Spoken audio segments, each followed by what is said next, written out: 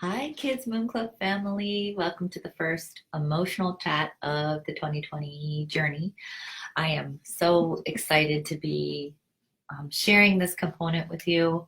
I will always share an emotional chat after the full moon because I think there's so much in breath motion during that first part of the cycle that it's hard to focus on an integrative component when we're in that celebratory energy and mode.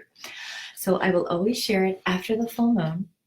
And please feel free to add any comments that you have, any questions, any of your thoughts um, in the comments, and I will pop back in and get those.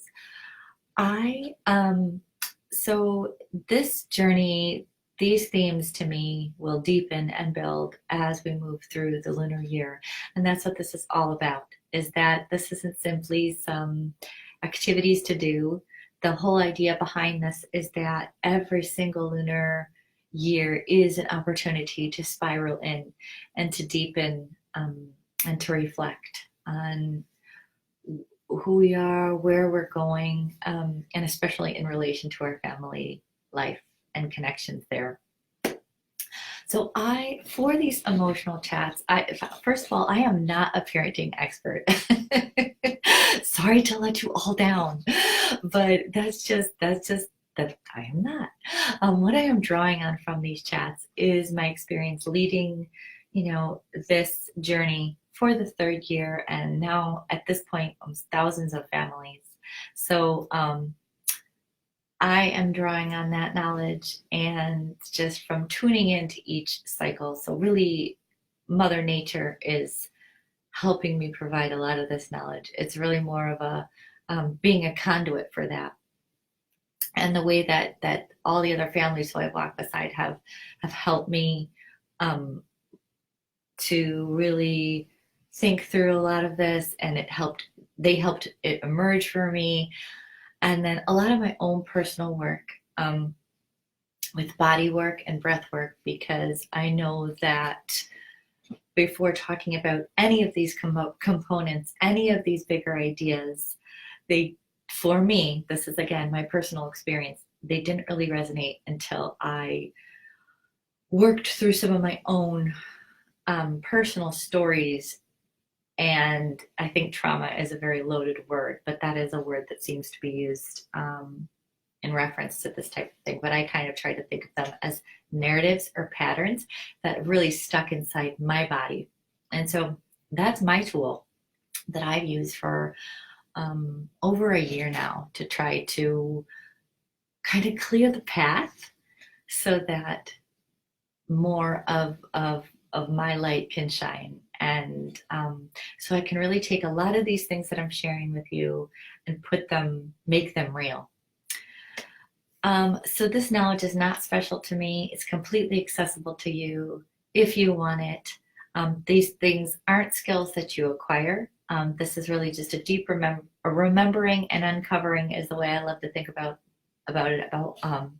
who we are, and doing this within, like, I did not, a lot of people feel like this might be a lot to layer on top of this framework, but for me, this is one of the most essential components. I could not imagine doing this program without this piece. In fact, I almost wish I had an entire, this was almost on its own because there's so much here, but I want to interweave it with this. And for those of you who this resonates with, then I'm so happy that we're working together in this specific way. And if you don't feel like this piece is for you right now, that is absolutely totally understandable, and just skip over these. So I think doing these in line with the moon makes so much sense because we are aligned to this rhythm biologically, ancestrally, and how we're emoting and how we're uncovering these things is a perfect fit for this. So that's why I love doing it with this. I feel like it's natural for us to be walking in this emotional way and doing this kind of work while we're going along. So that's a little bit of the backstory. And every single emotional chat will be structured the same way, just for ease. And I'm going to try to get straight to the point with these things and not make it too abstract. I really want to give you things that you can walk away with and use, or to kind of, even if they're little sparks, and maybe you can turn them around or make them your own. This is about your family. Some of this is going to ring true for you. Some of this you might think, like I can understand, but it looks like this for us. And that's what I want you to do. This is about you. It's about what you're creating, and how you're connecting with your family. So let's get into this specific one, the full wolf moon. And so I will give you 5 characteristics of this emotional component. So in this case, 5 characteristics of the seeker. How can we wake the seeker? I also think of the seeker almost as the tracker within ourselves, and also in our children, our families. So that is what I will talk about. 5 ways that we could do that, or 5 characteristics of the seeker. And then I'll talk about that in relation, each one in relation to ourselves, or the adult, and then in the caretaker, and in relation to the child and the family. So for number 1, seekers are willing. So willingness is the first step to any journey. Just a willingness, a desire to take that step along the path, that first step. So seekers are willing. For the adult, that feels like, what does that feel like? I talk about that a lot. Like, what does that feel like? That feels like an openness. I mean, not like a yes day, because that's almost like a gimmick. But I understand if those work for you, that's amazing too. But this is more like an ability to feel where you may have resistance or be stuck in a pattern. When you're not willing, the opposite might feel like a defensiveness, a sense of having to control things, and inflexibility. So drawing on that animal again, that animal essence, is the wolf is willing to investigate, willing to step forward. There's just a certain readiness and willingness there. For kids, it's really more nurturing their curiosity, because if we keep shutting down their curiosity, then eventually they won't be willing. If we keep shutting down their desire to connect, then, if we're not meeting that need, then eventually that's going to be connected to a willingness to connect, a willingness to be together, a willingness to be flexible. And so I think for them, it's about more meeting a need and nurturing those needs, as opposed to us being sensitive in our bodies as to when we are caught in our patterns of rigidity. So the seeker is absolutely not rigid. You have to be a little bit, you have to be open and flexible to be in the stance of the seeker. All right, so 2, seekers are nourished. And, this whole topic of self-care, I think that word self-care can be really triggering for a lot of people, because they don't have the time. It is a privilege. And I completely understand that. So I'm not going to talk about it in that way. For me, one thing I really like to do every day is take deep breaths. And I can do that at any point. If I'm doing the dishes, if I'm working, anything, just deep belly breaths and out. And that really nourishes me. Even if I can't do anything, that coveted half hour a day of doing something to nourish yourself, nourish your nervous system. Because why is that connected to being a seeker? If you are completely depleted, you're not going to be open to any type of that ability to seek out new things, to be open to new perspectives, to be open to anybody, to just receive that emotion or that interaction that's coming from somebody else. If you're not nourished, there's no way that you're ever going to be able to do that. So I think if you can just breathe and just breathe with me. Just breathe. That is the first step to keeping that valve open. And yeah, so I think that's one thing that we can do. For the kids, it's slowing down their schedule, leaving room for breath, however they choose to interpret that. And I think it's, this extracurricular thing is really, really important, because I think what happens in our society is you're like, well, you just said to nurture their curiosity, and now you're saying like complaining about the extracurriculars. But I see it in a different way. I think it's about connecting as a family. When those desires for extracurriculars come up, we don't always have to say yes. And it's a great lesson for the whole family. Like, it's those deeper conversations that matter. It's the guilt that we have as parents that we're like, well, if a child loves something, they should be able to explore that. Well, let me tell you, my daughter wanted to explore dance, a traditional dance class. And I visited it, and I knew it wasn't going to be the right fit for so many reasons for us. I'm not going to get into all those reasons. But the time commitment alone, the money for the costumes, there were so many elements that I just felt the type of costumes that there were. And I said I wasn't going to get into it. I'm still getting into it. So what we did was talk as a family. And we went over what's important to us. And this can be really difficult to do when the kids are little, younger. I think that's even harder. But I think it's a great way to set the stage for when you talk about it even deeper when they're older. Is this something that aligns with our family, with what we care about, with what we are connected to?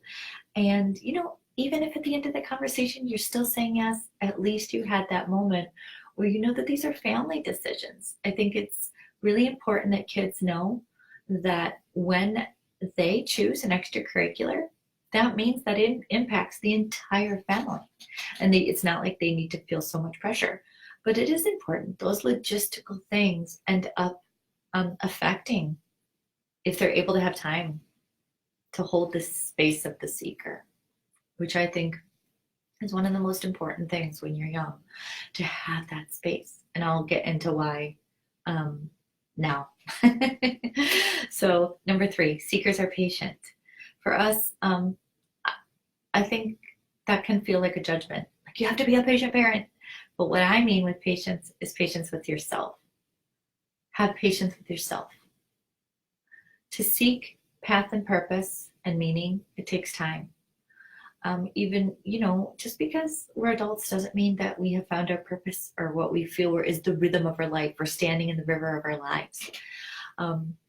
And it takes time to feel that. I mean, even walking this, just doing this and holding ourselves aware that we're walking this emotive path through each lunar year, that alone is a really big thought. Maybe that might be the first time some of us have ever thought about our years that way, or even slowed down enough to be able to perceive our years that way. People say the years just fly by. Well, that's also because of the way that we're experiencing, like interacting with our year, embodying our year. So let's see, yes, it takes time. So patience with ourselves is what I mean there.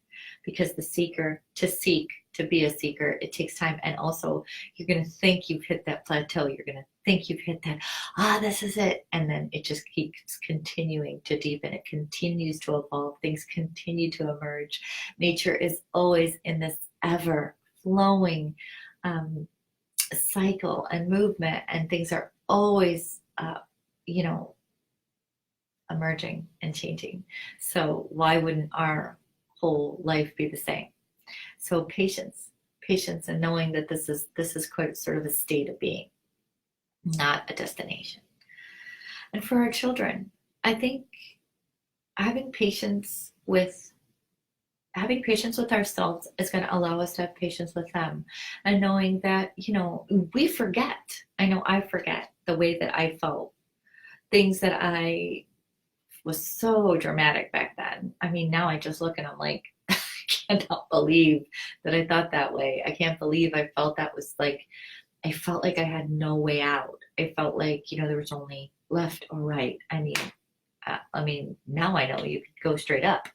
Um, but just patience, knowing that they just trying to remember. I think this is tied to memory for our kids, trying to hold our own memories, really tune into our childhood memory, um, and inhabit those memories more, so that we remember that they're in a different state than us, and having that patience. And they need us to be patient with them. They need us to remember how that felt. So all right, and kind of going along with this number 4, seekers don't judge. And again, that feels like a judgment. But, not judging ourselves, having patience, not judging ourselves. Because even the negative piece is all part of what has made us who we are. And I know many people who, depending on how they process what they've been through and are able to process it and integrate it, would never wish away the dark times of their life. And I love that we're doing this work within the darker part of the cycle, the shadow work. And so the seekers know that. Seekers know that finding your way through the forest and trying to go after something or seeking something, you're going to probably go routes and down paths that you've never gone before. Again, tuning into the wolf here, and sort of that running beside the wolf, picture through the night, picturing that, and what that would feel like, and then coming out the other side, like out into the clearing, and how necessary that journey was. Like you could not get there any other way. You have to go through the forest. You have to go that way. So that is an acceptance of, yes, those difficult things were very hard, but to judge them, and anything that you've done is a part of who you are. And again, I think about, and you will be sick of hearing me talk about this, but how everything gets composted in nature. Everything, the broken, the burnt out bits into the soil, and it's from that dark material that everything emerges, new growth, new life. And that's how it is for us.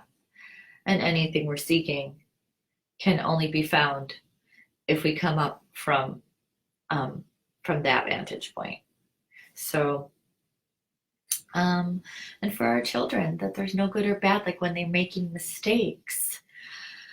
To have a seeker child, if we're constantly judging and their mistakes, they're not going to want to be seekers, because they're going to be scared. That fear is going to be associated with anything, and that disappointment, they disappointed you, is going to be tied to anything that they try to seek. And that's not to say that we can't show our emotions or say when we're disappointed. But I think it's, again, the state of being. It's the intent from which we are sharing and interacting in that moment. It's like what we say, and whether it's going to be something that will nourish the seeker, the child, is going to be, like what we end up saying to them is going to come from a source. And it's really like that source that we have to focus on. Because then we'll always say the right thing. We'll always, speak in a way that's going to bind us, not tear us apart. Even if we say something that we're frustrated. I mean, I do that all the time with my daughters. Like, here's how I felt. I try to be super honest with them and open, but really coming from a place of connection and love, and a place of my own healing. Like I want their lives to be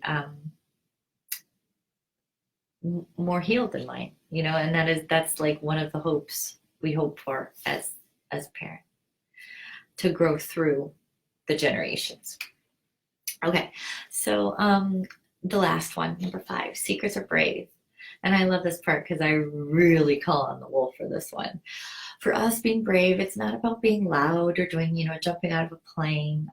It's often about just being brave enough to listen to something that is deep, deep down that you may not have had the chance to listen to before. And even if you just listen to it a little bit more, it's not like you have to just like, get rid of your house and move into an RV and go on the road. And it's not really about the big things. It's about just turning down the dial on the things that you've been, that have been in your life that haven't served you, and being able to have the brave, feeling brave enough to tune into those things that are going to nourish you more. And I think that's really scary, because it can be scary, because then when you start to do that, your whole like things in your life can change. And people look at you and they're like, that's not who you are. Like, I want you to be the you that I know. And people will often try to hold you into those old paradigms. And so when you have the bravery to break out of those, I think it can change things. But for our children, it's really powerful for them to see you seeking your purpose and being brave, boldly stepping there. And that can look really silly too. Like if you're doing something out of the norm or being spontaneous and really trying to get in touch with who, like that person that's inside of you. It's not necessarily about doing anything or going anywhere. It's about just expressions of love. It takes a lot of bravery to change a pattern.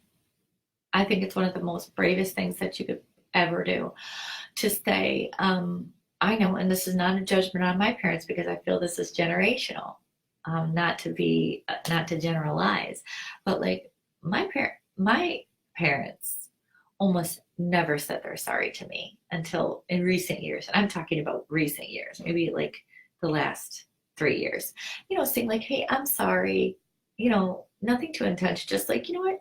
Yeah, like I can understand how you would feel that way.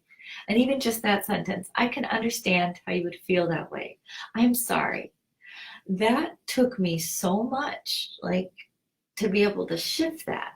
And I felt, the power of the wolf in that moment. You can feel that power and that difficulty in turning that ship around. Happens in the wee moments when only it's just you and your child. And it's like, that's where the work is happening. And I really feel like you all are brave simply for being here and trying something different, in general. That alone, holding the intention, sometimes it's not even doing anything, just holding the intention.